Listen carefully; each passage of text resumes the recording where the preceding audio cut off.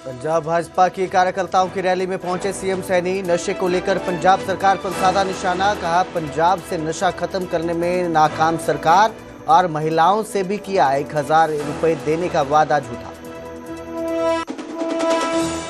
राम रहीम की पैरोल पर फिर मंजूर। नए साल पर मिली 40 दिन की पैरोल। 1-2 दिन में आएगा जेल से बाहर। निहंगों के साथ मुख्यमंत्री नायब सैनी की मुलाकात। सीएम आवास पर निहंगों का मुख्यमंत्री ने किया स्वागत। कहा, जहां निहंग खड़े हुए वहां अधर्म नहीं ठहरा। अजय चौटाला के भड़काऊ बयान को पूर्व डिप्टी सीएम दुष्यंत चौटाला का समर्थन। बोले, उन्होंने कुछ गलत नहीं कहा। बीजेपी बोली, ये इनकी फ्रस्ट्रेशन है। अभय चौटाला को बीजेपी विधायक विनोद भयाना का चैलेंज। कहा, अगर अभय चौटाला साबित कर दे कि 1 इंच भी जमीन खरीदी तो राजनीति छोड़ दूंगा।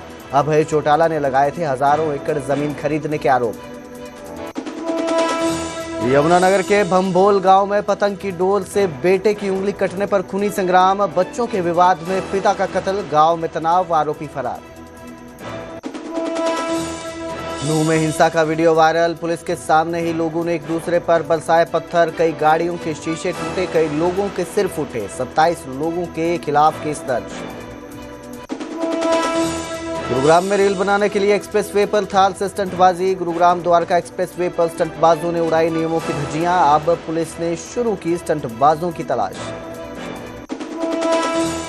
हरियाणा में ठंड का सितम बरकरार। कई जिलों में शीतलहर और धुंध ने गिराया तापमान। मौसम विभाग ने जारी किया अलर्ट। इस न्यूज हेडलाइंस के प्रायोजक पतंजलि गाय का घी, माँ का भरोसा, प्यार से परोसा।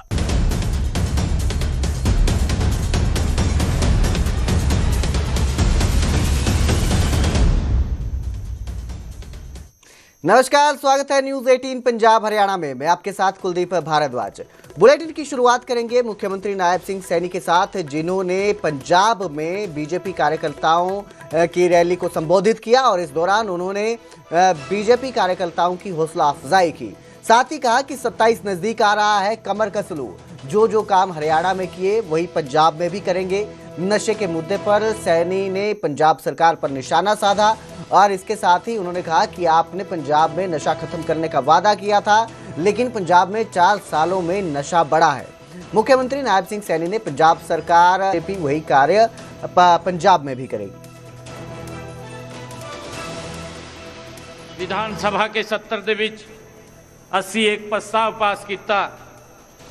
ਗੁਰੂ ਤੇਗ ਬਹਾਦਰ ਜੀ ਦਾ 350 ਸਾਲਾ ਅਸੀਂ ਉਹਨਾਂ ਦਾ ਸ਼ਹੀਦੀ ਦਿਵਸ ਮਨਾਉਣਾ ਹੈ कि आने वाली पीढ़ियां नूं उस इतिहास के बारे जानकारी लगन जिहड़ा उन्होंने हिंदू दी और धर्म की रक्षा के लिए बड़ी कुर्बानियां दित्तियां ने। इस देश और धर्म की रक्षा लिए गुरु तेग बहादुर जी ने अपना शीश दे दिता। साथियों, असी ये फैसला किया, गुरु तेग बहादुर जी का 350 शहीदी दिवस बड़े पद्धर से मनाया जाएगा। 1 महीना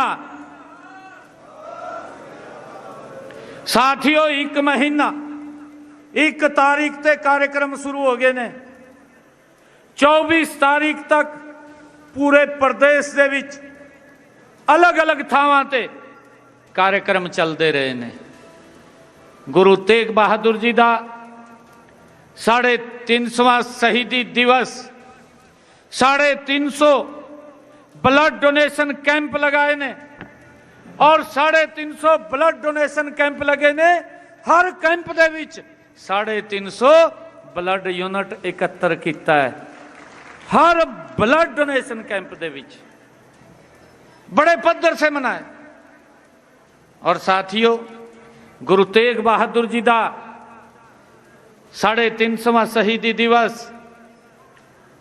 स्कूलों ते उन्हां दी जीवनी ते लेख, निबंध, पेंटिंग प्रतियोगिता 7 लाख बच्चों ने इस दे विच हिस्सा लिया सी। 7 लाख बच्चों ने। साथियों, इसी तरह हमने कॉलेजों दे विच, यूनिवर्सिटियों दे विच सैमीनार किए ने।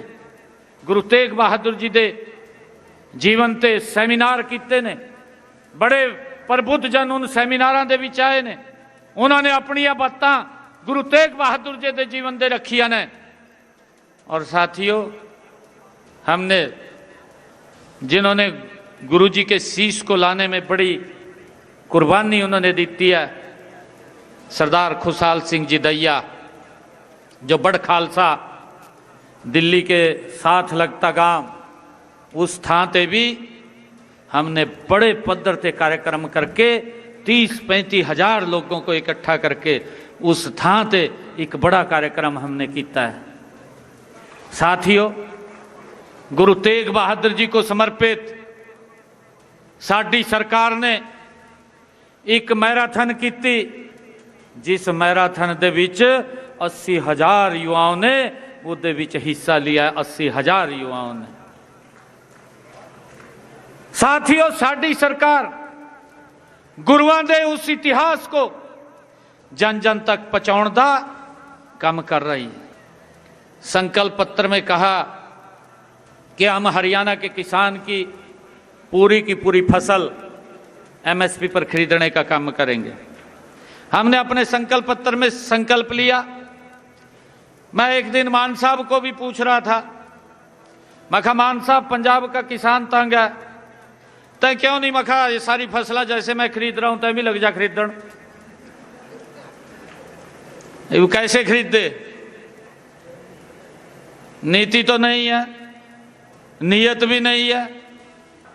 मेरे पंजाब के अंदर अगर प्राकृतिक आपदा आई है, अगर उनकी फसल का खराबा हुआ है, कितना पैसा उनका मुआवजे के तौर पे दिया, पंजाब के लोग जानना चाहते हैं, पंजाब के लोग सुनना चाहते हैं। ये कांग्रेस के लोगों के मुख से भी सुनना चाहते हैं और ये मान साहब आपके मुख से भी सुनना चाहते हैं।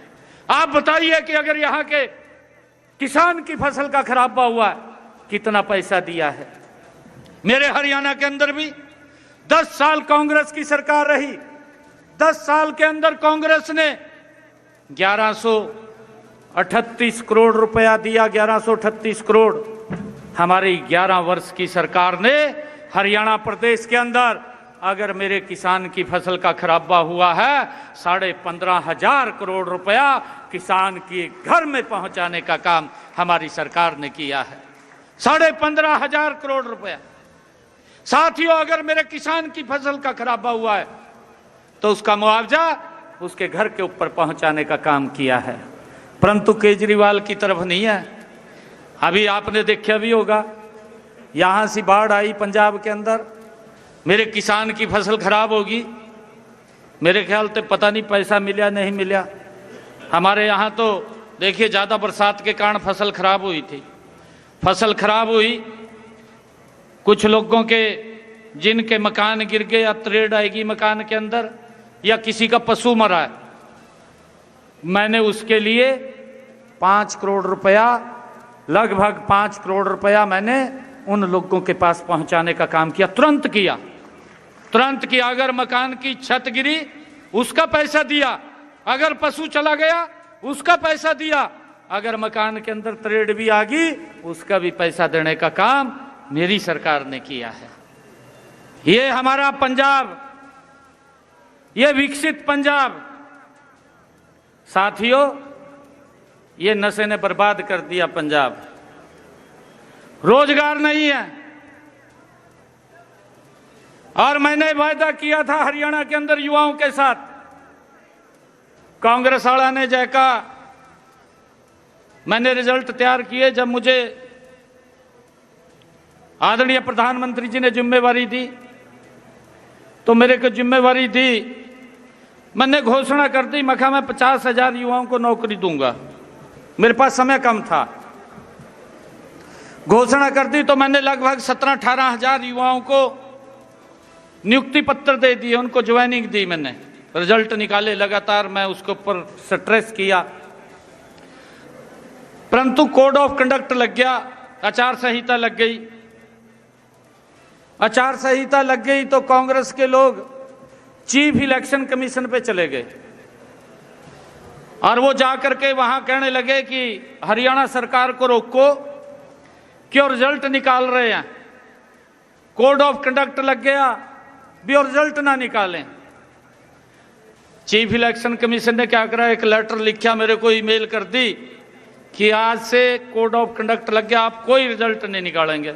मैं कहा नहीं निकालेंगे। मैंने भी कह दिया, मैं कहा नहीं निकालेंगे।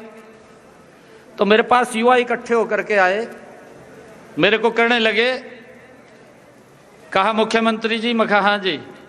2-2.5 हजार युवा थे, मेरे को मिलने आए।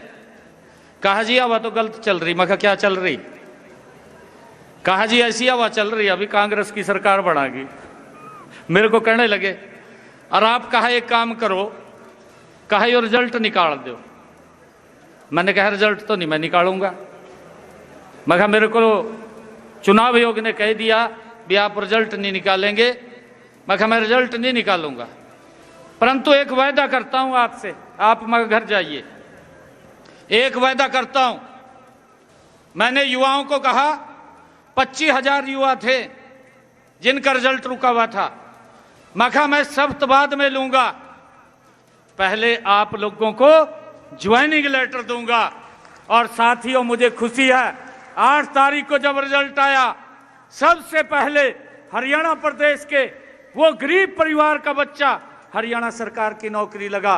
25,000 युवाओं का रिजल्ट निकाला, उसके बाद मैंने शपथ लिया। साथियों जो हमने कहा उस बात को पूरा किया है। यह नरेंद्र मोदी जी के नेतृत्व में चलने वाली सरकार। यहां तो पता ही नहीं लगता 5 बजे के बाद दरवाजे बंद हो ले, हो जा या नहीं हो जा, दरवाजे नहीं खुलते 5 बजे के बाद। मैंने हरियाणा के अंदर गरीब लोगों को 100 गज के प्लाट दिए, कांग्रेस ने दिए थे गरीब लोगों को जिनके पास मकान या जिनके पास मकान बनाने के लिए जमीन भी नहीं थी। ऐसे लोगों को मैंने चिन्हित किया और चिन्हित करके योजना बना करके, कांग्रेस पीछे कुछ लोगों को दे करके गई थी, ना कागज दिया उनको, ना कब्जा दिया, खाली वोट ले लिया। कांग्रेस ने कहा कि अभी वही 100 गज के प्लाट देंगे, परंतु मैंने आकर के ऐसे सब लोगों को कागज भी देने का काम किया, कब्जा भी दिलवाने का काम किया।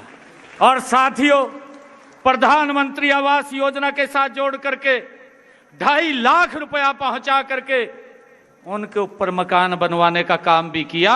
मुझे खुशी है 1.5 लाख हमने मकान बना करके चाबियां सौंपने का काम हमारी सरकार ने किया है।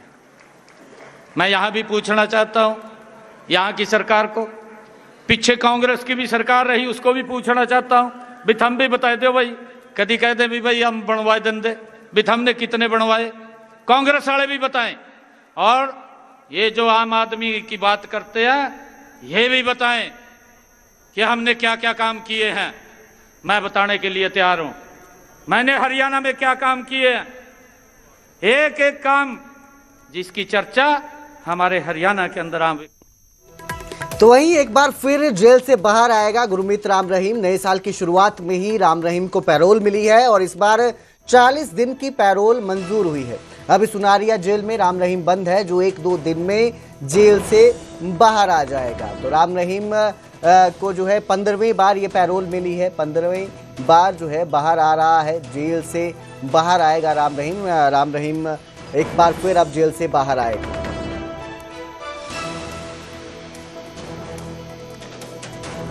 तो राम रहीम को जब से सजा हुई है उसके बाद से राम रहीम को 15वीं बार पैरोल या फरलो मिली है। पैरोल या फरलो पर पहले भी राम रहीम कई बार बाहर आया है और अब 15वीं बार बाहर आ रहा है। इससे पहले 14 बार बाहर आ चुका है राम रहीम। शुरुआत में राम रहीम की छुट्टियां महज 1 दिन, आधा दिन या 2 दिन की हुआ करती थी, लेकिन अब 40-40 दिन की पैरोल पर बाहर आ रहा है। आपको ग्राफिक्स के जरिए बता रहे हैं कि अब तक उसे कितनी बार छुट्टी मिली है और कब कब ये छुट्टी मिली है। तो पहली बार 24 अक्टूबर 2020 को 1 दिन की पैरोल या फरलो पर बाहर आया था, जिसके बाद 21 मई 2021 को आधे दिन के लिए, तीसरी बार 7 फरवरी 2022 को बाहर आया था राम रहीम जो है। और अब तक जो है ये 14 बार बाहर आ चुका है। चौथी बार जून 2022 में आया था 30 दिन के लिए। 5वीं बार 14 अक्टूबर 2022 को 40 दिन की पैरोल पर बाहर था। 6वीं बार 21 जनवरी 2023 को 40 दिन के लिए राम रहीम बाहर आया था। तो 7वीं बार 20 जुलाई 2023 को, 8वीं बार 21 नवंबर 2023 को, 9वीं बार 19 जनवरी 2024 में 21 दिन की पैरोल या फरलो पर बाहर आया था राम रहीम जो है। 11वीं बार 2 अक्टूबर 2024 को, 12वीं बार 28 जनवरी 2025 को और 2025 में 3 बार बाहर आया है, 28 जनवरी, 9 अप्रैल और 5 अगस्त को, और हर बार ये 20, 30 और 21 दिनों के लिए बाहर रहा है। वहीं